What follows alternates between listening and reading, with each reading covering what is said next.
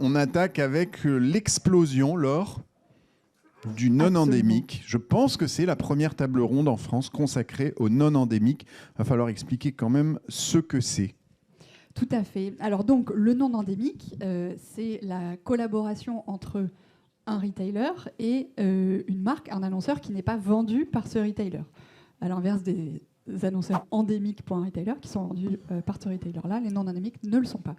Et donc, pour explorer ce sujet-là, qui est une des très grosses tendances du retail média depuis quelques mois et très probablement pour les années à venir, on a donc 3 speakers exceptionnels qui vont venir nous parler de ce sujet-là. Nous avons la chance également d'avoir celui dont tout le monde attend l'intervention, Grégory Blé-Desforges. Bonjour Grégory. Oui, c'est toi Grégory. En plus, oui, c'est toi. Tu es touché par les grèves dans les écoles, je sais. Alors merci d'être là.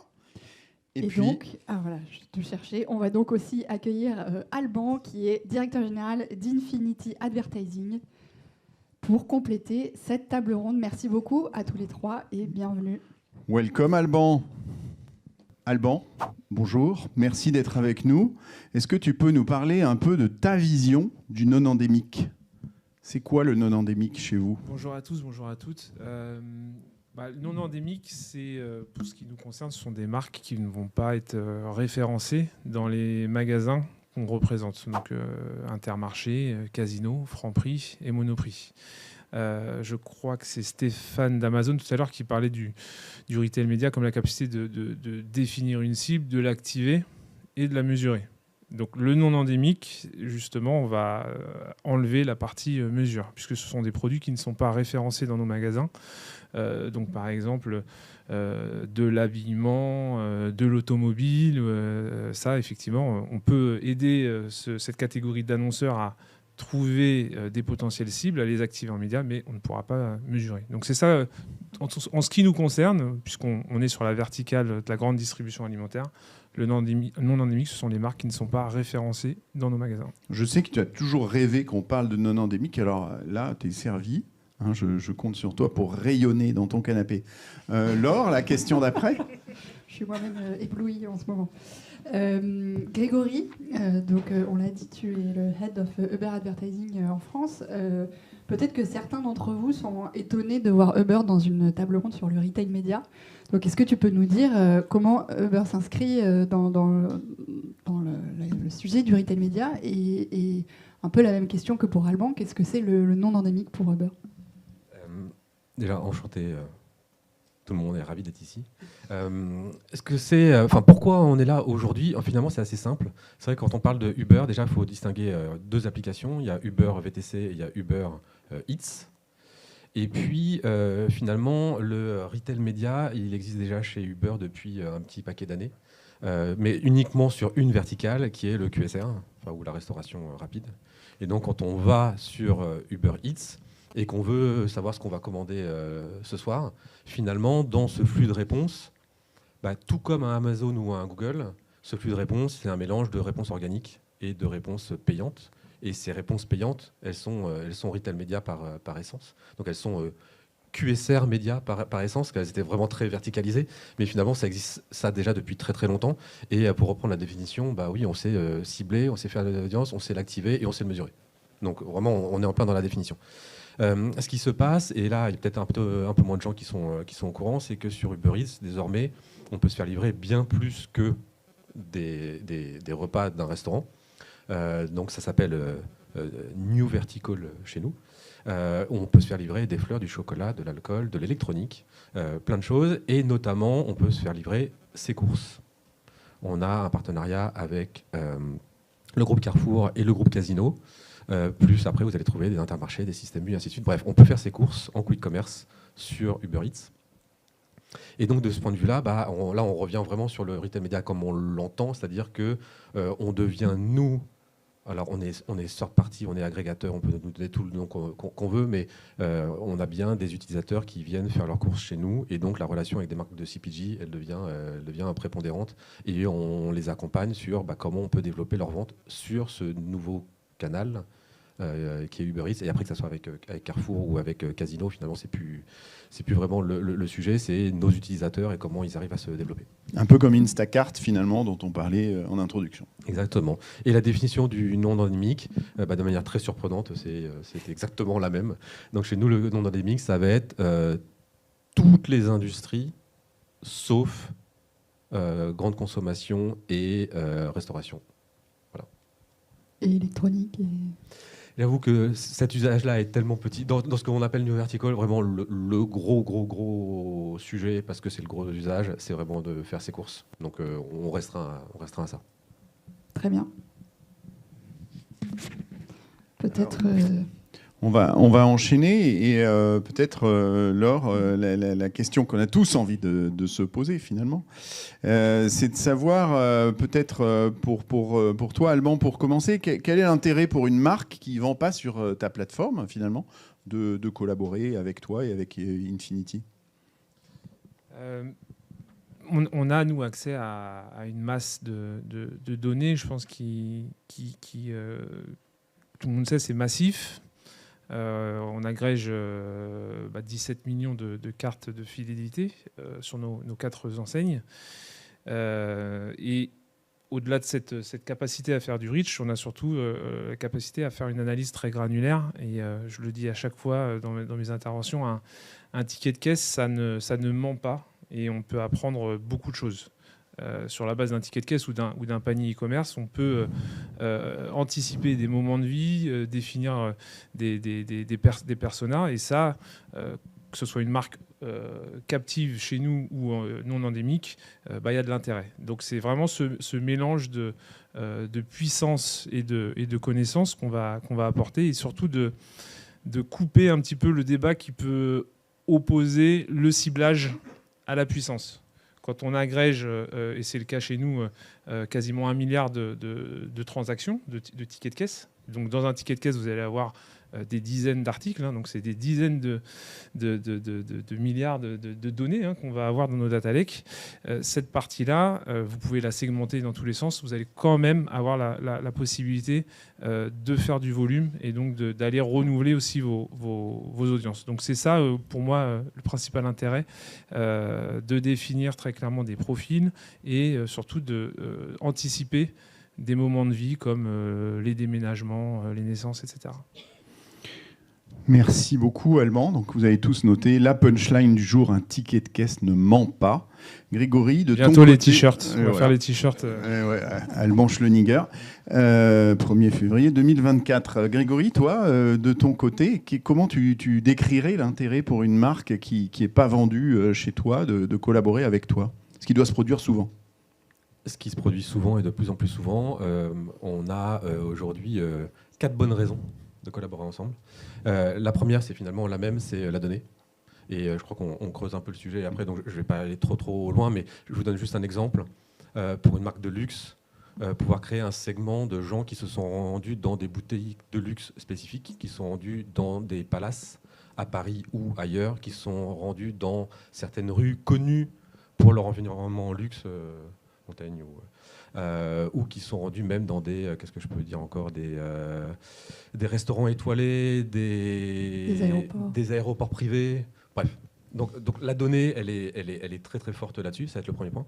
Le deuxième point, ça va être une capacité à proposer des contextes, et des contextes dans le sens de moment, pas des contextes éditoriaux, des contextes de moment. Donc par exemple, si vous pensez à l'entertainment, aujourd'hui on travaille avec Canal+, par exemple, ou avec Netflix, qui viennent en ce qui s'appelle en post-checkout, donc la personne a déjà passé sa commande, et alors qu'elle est en train de vérifier où ça en est, est-ce que ça va être livré, ainsi de suite, on lui pousse une publicité vidéo du dernier trailer de qu'est-ce qu'on va pouvoir faire ce soir. Donc là, on va cibler des gens entre 18h et 23h qui se font livrer un repas chez eux. Donc là, en termes de contextuel, on est vraiment dans un moment de consommation. Je viens de commander, je suis chez moi, et qu'est-ce que je vais regarder ce soir.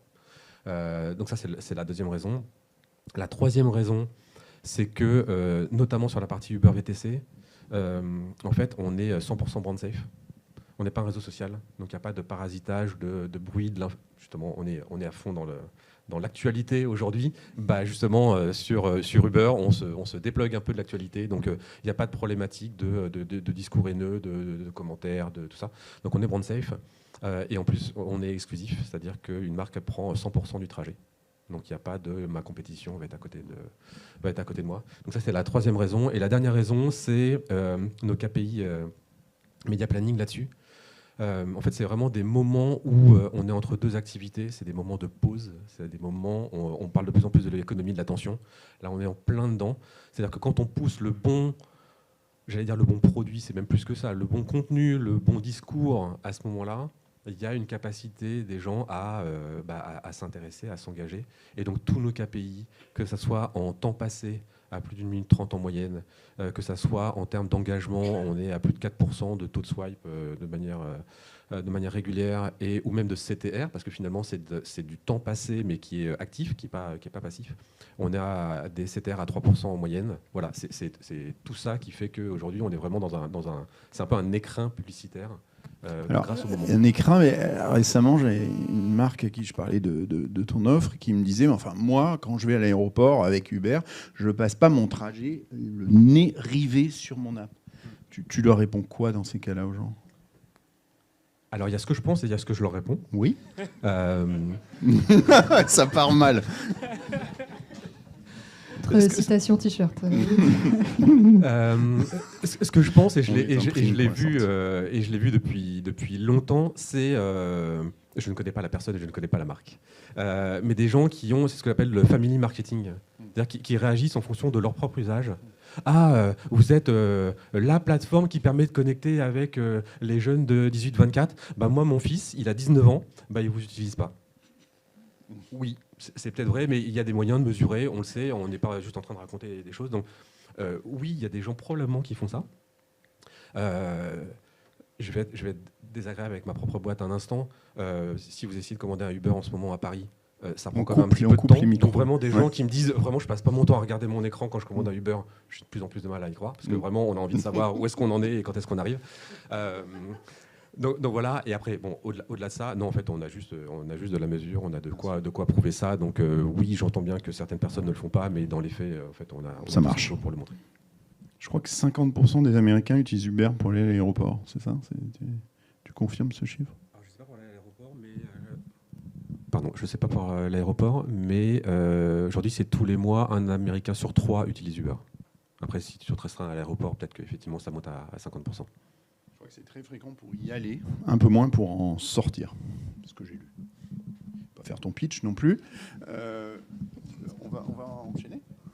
Tout à fait. Et donc, est-ce que justement, Grégory, tu pourrais nous décrire les grandes catégories de données ? On parle beaucoup de la donnée Uber et de sa richesse. Tu peux nous décrire un peu les grandes catégories qui sont disponibles sur votre plateforme ? Oui, on va avoir 3 types de données finalement, enfin 2 qui sont relativement semblables et une troisième. On va avoir une première catégorie qui va être sur toute la partie restauration, qui est fournie avec un historique hyper fort. On va avoir une deuxième partie, voilà, un petit exemple là. Une deuxième partie qui va être sur donc, la partie course, donc là vraiment sur produits de consommation et le quotidien. La dernière partie, c'est la géolocalisation. Et donc, par exemple, on ne va pas vous les présenter forcément aujourd'hui, mais on a fait pas mal de use cases avec une personne ne dit de marque depuis tout à l'heure, donc avec une grande marque de PGC qui fait des sodas, mais aussi des chips. Là, je crois que c'est écrit. C'est écrit dessus. Voilà, le secret est bien gardé, mais... le secret le mieux gardé. Voilà, et donc il se trouve que c'est pas avec ça qu'on a ciblé, quoique il y en a certains pour lesquels on a fait, mais à un moment on s'est posé la question sur en fait, la cible Pepsi. Qui est-ce sur Uber. Et donc on a regardé les gens qui avaient commandé un Pepsi sur Uber Eats, donc côté course ou côté restaurant, sur les 30 derniers jours. Et on a regardé un peu des choses qu'on trouvait intéressantes. Voilà. Et donc notamment, il y a des choses qui sont vraiment intéressantes, d'autres qui sont vraiment pour l'anecdote. Donc ils ont le plus commandé chez KFC avec presque 150 000 commandes. Quand ils commandent chez KFC, il y en a 635 qui ont pris la sauce Too Hot For You. La anecdote, mais pas tant que ça, il y a une surconsommation de Kinder Bueno avec les Pepsi.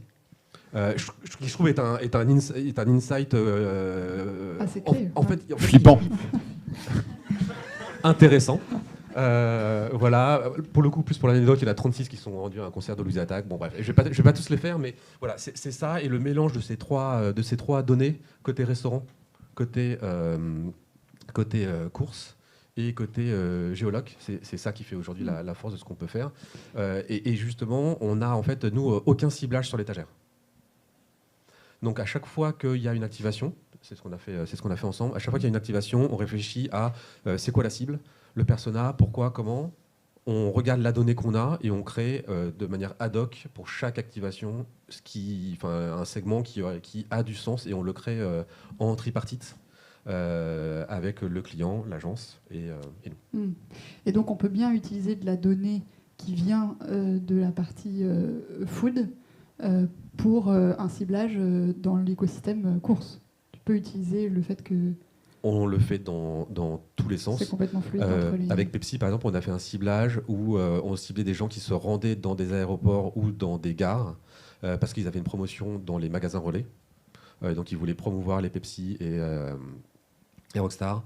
Et on a utilisé des consommateurs Pepsi. Donc en fait, on a pris la donnée Uber Eats, on l'a mise côté Ride.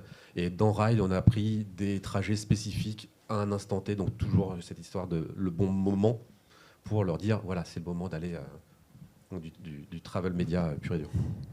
Incroyable. Il y a des marques de travel retail dans la salle, donc super. Alban, est-ce que tu aurais un cas d'application pour une marque non endémique, éventuellement qui te ferait rêver, et en quoi ce serait intéressant pour les autres marques? Dis-nous. On a deux cas. Oh bah ça va très vite. Je ne vais pas parler de celui-là. Je vais en parler après. Mais très rapidement, le premier, en fait, c'est on a deux marques qui sont venues nous voir avec un projet assez similaire, qui sont des marques qui sont dans le top 10 des annonceurs sur la télé, la radio, les gros médias, et qui sont arrivés tous les deux. Donc, c'est une marque de restauration rapide et la marque Volkswagen, avec le même brief, nous disant qu'ils étaient en sursaturation de leur cible marketing. C'est parfois assez caricatural. Hein. On nous dit... Volkswagen, nous, sur les voitures électriques, on veut cibler les hommes urbains, CSP+, voilà. Et la marque de restauration, McDonald's, c'était, on a le menu Happy Meal, donc, qui veut cibler les femmes avec enfants, mais ça, on n'arrive pas à le déterminer. Donc sur ces deux cas-là, on nous a demandé de renouveler un petit peu les audiences. C'était ça le challenge, d'un côté avec l'agence Publicis, de l'autre avec l'agence OMD. Sur McDonald's, l'enjeu pour nous, c'était de dire précisément, de garantir que la femme avec enfant avait un enfant entre 6 ans et 12 ans. Et ça, encore une fois, quand je dis ma fameuse punchline, le ticket de caisse ne ment pas, c'est ça qu'on va arriver à déterminer avec des articles clés qui sont très, très segmentants. Le fameux tube de dentifrice qui va être conseillé pour un âge inférieur à 8 ans, mais aussi certaines catégories de nourriture infantile, etc. Ça va nous permettre de garantir qu'on va toucher une mère de famille qui a un enfant non adolescent, et donc c'était vraiment le brief initial pour McDonald's pour le menu Happy Meal. Sur Volkswagen, la cible masculine, elle avait été essorée. Volkswagen, McDonald's, Peugeot, Renault, ils sont dans le top 10 tous les ans. Si vous enlevez Lidl, Leclerc, Carrefour, Intermarché, vous verrez, il y a grosso modo de la restauration rapide et des constructeurs automobiles. Et donc ce sont des cibles qui sont ultra exposés, et au bout d'un moment, comme d'habitude, il y a un essoufflement. Ils nous ont partagé beaucoup de données sur qui est le consommateur de la voiture, d'une voiture électrique, le fameux l'homme, CSP+, qui habite plutôt dans une zone rurale, périurbaine, mais pas en centre-ville. Et donc, le brief qu'on avait, c'était qu'est-ce qu'on peut ajouter comme critère de ciblage. Et donc, on est allé sur le côté écologique, tout en gardant ce côté CSP+, masculin, avec aussi la notion de famille. puisque là, on était sur un modèle 5 portes, je ne sais plus si on dit 4 portes ou 5 portes, je ne connais pas des masses. Mais voilà, il fallait garantir qu'on s'adressait avec une famille avec 1 ou 2 enfants, avec une notion donc, de ruralité, de pouvoir d'achat et de capacité, d'envie de respect de l'environnement. Et donc, on a cherché, nous, dans les fameux tickets de caisse, quels étaient les achats qui allaient structurer ce segment d'audience. On est arrivé à la fin à un bassin d'un peu plus de 2 500 000 individus uniques, avec une segmentation sur le premium, notamment sur des marques d'alcool, avec des prix à la bouteille très élevés, notamment dans les magasins Monoprix, mais aussi la partie donc, habitation, puisque les voitures électriques, aujourd'hui, c'est les retours qu'on a des constructeurs, s'adressent plutôt à des propriétaires de maisons et non d'appartements. Donc ça, aujourd'hui, quand on a une carte de fidélité dans un de nos magasins, on donne son adresse, c'est du déclaratif. Quand on se fait livrer ses courses, on donne son adresse. Mais également, sur le ticket de caisse, vous avez l'adresse du magasin dans lequel vous faites vos courses. Donc, on va déterminer aussi la zone d'habitation de façon précise. Ensuite, sur l'aspect famille, on a dans la partie food, mais aussi dans la partie hygiène beauté, on va pouvoir déterminer l'âge des enfants. Et puis, pour terminer, sur le côté écologie, respect de l'environnement, on va pouvoir déterminer si la personne est végane. On va pouvoir aussi regarder toutes les marques catégorisées, bio, équitables, etc. Donc on a fait ce mélange avec ces quatre critères pour arriver ensuite à ce segment de 2 500 000 personnes. Donc comme tu disais Grégory, là-dessus, on est obligé de faire du sur-mesure, ça n'existe pas. Et donc derrière, c'est du non-endémique, donc on n'est pas capable de mesurer l'impact sur les ventes, mais le dispositif était un dispositif pour de la notoriété, du branding, mais également pour générer de l'essai en concession. Donc on a fait ce qu'on appelle un brand lift survey à la fin de la campagne, avec les chiffres sont là ou pas, ouais, voilà, avec des chiffres assez impressionnants, notamment sur la perception de la marque sur le côté respect de l'environnement. Donc le challenge a été réussi et ça a prouvé que, encore une fois, cette data permet de mieux définir les profils, mais aussi potentiellement de prévoir des achats futurs. Merci beaucoup. Et donc justement, au sujet de la mesure, tu as commencé à l'évoquer. Donc vous avez très bien expliqué tous l'importance et la puissance de la data pour des acteurs non endémiques et à quel point ça leur permet d'adresser des cibles très pertinentes pour eux. Comment est-ce qu'on peut mesurer pour un acteur non endémique l'impact d'un investissement en retail média ? Est-ce qu'il y a un moyen quand même de mesurer des transfos avec certains annonceurs ? Et sinon, qu'est-ce qu'on peut mesurer d'autre comme KPI pour aller au-delà des KPI médias ? Sur un cycle long d'achat comme une automobile, là on a fait du BLS et donc on a fait de la prise de rendez-vous en concession. Donc tout ça c'est mesurable. Un BLS c'est assez facile à mettre en place, hein, c'est rapide. J'ai d'autres cas où on a travaillé avec les logements Pierre et Vacances. On a travaillé avec Weight Watcher sur la partie minceur. Tout ça, derrière, c'est du click to buy. Donc la mesure n'est pas faite de notre côté, la mesure est faite côté annonceur. Juste pour comprendre, quand tu parlais de la prise de rendez-vous en concession, comment vous avez fait pour réconcilier l'exposition média et la prise de rendez-vous en concession ? C'est un pixel de tracking sur une page d'atterrissage, une landing page qui est dédiée à la campagne Infinity. Okay. Voilà, donc le chiffre derrière, on le découvre nous aussi comme l'annonceur, c'est l'agence qui s'en charge. Un grand merci Alban. Pour conclure, Grégory, on a donc pas mal parlé de grande consommation. On va parler de télévision maintenant pour la dernière table ronde. Est-ce que c'est des secteurs, le streaming notamment, auxquels s'adresse Uber ? Tu veux dire que d'annonceurs du streaming ? Oui, je citais Netflix tout à l'heure. Oui, évidemment que ça a un intérêt. Encore une fois, c'est ce moment de consommation. Et puis, alors là, on n'est pas sur la même maison. Pour finir de répondre là-dessus, oui, moment de consommation et pendant qu'on attend son Uber à Paris le soir, quand il met trop de temps, avoir le dernier trailer Netflix, ça a quand même aussi du temps, enfin du sens pour attendre. Et puis Alban et moi, on vient de TF1, donc on a un petit... Voilà. On a un petit contexte personnel qui fait que c'est une industrie qui nous tient à cœur. Et sinon, les exemples que tu donnais là, pour le coup, on n'est plus du tout dans le non endémique. Là, on revient vraiment dans le pur grande conso. Ça, c'est notre offre avec Criteo. Donc très classique, un produit sponsorisé.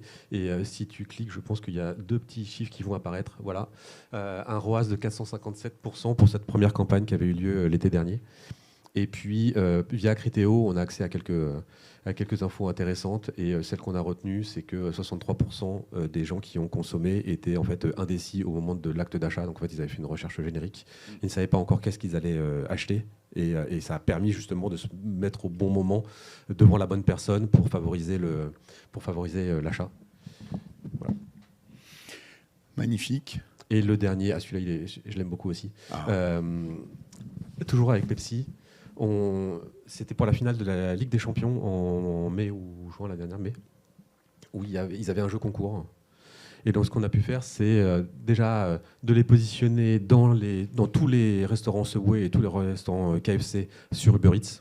Donc là, on est sur je ne sais pas si on peut toujours appeler ça du retail média, on est sur du QSR média. Donc la personne veut commander chez KFC, elle rentre et en haut du menu, elle a une sorte de tête de gondole Pepsi et qui lui dit, bah voilà, il suffit de cliquer là-dessus et on va te montrer tous les items Pepsi qui sont disponibles à travers un menu ou en individuel. Ça permet de faire cette pré-sélection. Donc ça fonctionne très très bien. Et on l'avait aussi en post-checkout. Donc la personne vient de commander. Et parce qu'elle vient de commander justement un Pepsi, on lui dit il y a en fait, grâce à cette preuve d'achat, 2 Smart TV à gagner pour regarder la finale de la Ligue des Champions. Et si tu cliques, les résultats qui nous ont beaucoup plu, si je ne me trompe pas, voilà. Donc on a eu un taux de clic, cette fois-ci, qui était de 7,4% sur toute la semaine. Côté menu, on était à 2,5%. Et surtout, là où ils ont été très contents, c'est que ce jeu concours existait à 2 endroits. Il existait dans tous les KFC et tous les Subway de France en physique, avec de la PLV en magasin. Et il existait sur Uber Eats. Et 86% des participants sont arrivés via Uber Eats et pas via les magasins. Bravo. C'est beau, Gabriel, franchement. Je pourrais ramener des slides comme ça la prochaine fois. Mais tout ce que tu veux, Alban. Entre le 1er et le 15 février, il y a moins 50% sur la catégorie hygiène beauté chez Infinity Advertising. Donc vous avez un dispositif offert pour en acheter. Je vous avais dit qu'on faisait l'actu. C'est dingue. Bon, magnifique. Un grand merci à vous 3. On a le temps pour une question, peut-être ? Ou pas ? Non. Alors, je crois qu'on va vous remercier infiniment. Merci à tous les 3. Merci beaucoup. Et on invite tout de suite notre ami Olivier qui va faire sa 2e interview.